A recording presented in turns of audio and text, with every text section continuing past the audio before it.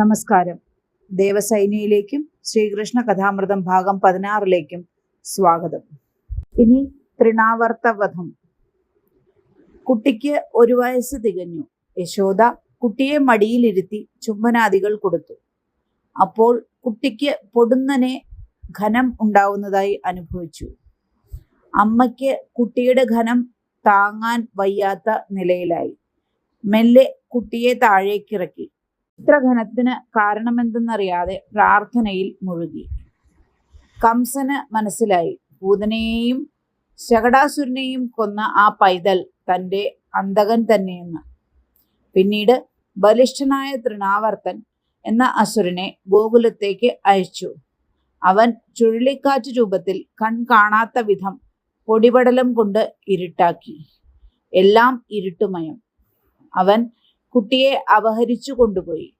ഇരുട്ടുകൊണ്ട് ഒന്നും കാണാൻ വയ്യാത്ത നിലയിലായിരുന്നു. യശോദ ഭയന്ന് പുത്രനെ കിടത്തിയ സ്ഥലത്തേക്ക് ഓടിയെത്തി. കുട്ടിയെ കണ്ടില്ല. പരിഭ്രമിച്ചു, വിഷമിച്ചു, വാവിട്ട് കരഞ്ഞു, എൻ്റെ കുട്ടി എന്ന്. കൂടിയിരുന്ന ആളുകളുടെ മേൽ കാറ്റിന്റെ ഉഗ്രതയാൽ മൂർച്ചയുള്ള കല്ലുകൾ വന്നു വീഴാൻ തുടങ്ങി. കല്ല് തട്ടി അവർക്ക് ബോധക്ഷയം വന്നു. യശോദ കുട്ടിയെ കാണാതെ തപിച്ച് ബോധരഹിതയായി. കാറ്റ് അല്പം ശമിച്ചപ്പോൾ ഗോപസ്ത്രീകൾ നന്ദഗൃഹത്തിൽ ഓടിയെത്തി. കുട്ടിയോടുള്ള സ്നേഹപാരവശ്യം, ഈ ഘോരമായ കാറ്റിൽ കുട്ടിക്ക് വല്ലതും പറ്റിയോ, സുരക്ഷിതനാണോ എന്നറിയാൻ. കുട്ടിയെ കാണാനില്ലെന്നറിഞ്ഞ് അവരും വാവിട്ട് കരഞ്ഞു. ഗോകുലത്തിൽ ഒരേ ബഹളം. കാറ്റും മണ്ണും ചളിയും ഇലകളും കൊണ്ട് നിറഞ്ഞിരിക്കുന്നു. സ്ത്രീകൾ കുട്ടിയെ കാണാഞ്ഞതിനാൽ മുഴക്കിയ രോദനത്തിനാലും. കാരുണ്യമൂർത്തിയായ ഭഗവാൻ തൻ്റെ പ്രിയപ്പെട്ടവരുടെ സങ്കടമറിഞ്ഞ് അധികം ദുഃഖിപ്പിക്കരുത് എന്ന് തീർച്ചയാക്കി. അസുരൻ കുട്ടിയെ പൊക്കി ഉയരത്തിൽ പറക്കുകയായിരുന്നു. ഭഗവാൻ തൻ്റെ ശരീരത്തെ ഇപ്പോൾ ഘനീഭവിപ്പിച്ചു. അസുരന് ചുമക്കാൻ വയ്യാത്ത ഭാരമായി.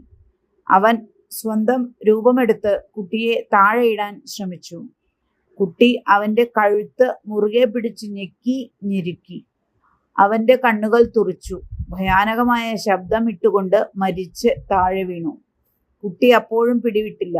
തൃണാവർത്തന്റെ ശരീരത്തിന്റെ ഓരോ അവയവവും വീഴ്ചയിൽ പൊടിഞ്ഞു.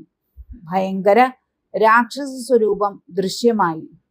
ആ മാറത്ത് നമ്മുടെ ചെറുബാലൻ പുഞ്ചിരി തൂകി മുഷ്ടി കൊണ്ട് ഇടിക്കുന്ന മാതിരി തോന്നുമാറ് കളിച്ചു കിടന്നു. ഗോപികൾ ഈ കാഴ്ച കണ്ട് ഓടിവന്ന് കുട്ടിയെ വാരിയെടുത്ത് പുണർന്നു.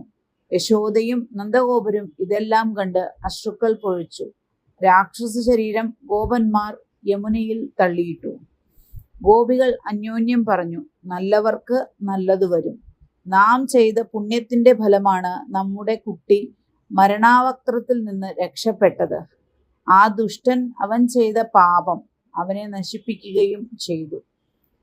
ഈ മാതിരിയുള്ള ആപത്തുകൾ കണ്ടു തുടങ്ങിയതിനാൽ നന്ദൻ വസുദേവന്റെ വാക്കുകൾ ഓർത്ത് അദ്ദേഹത്തെ മനസാ സ്മരിച്ചു.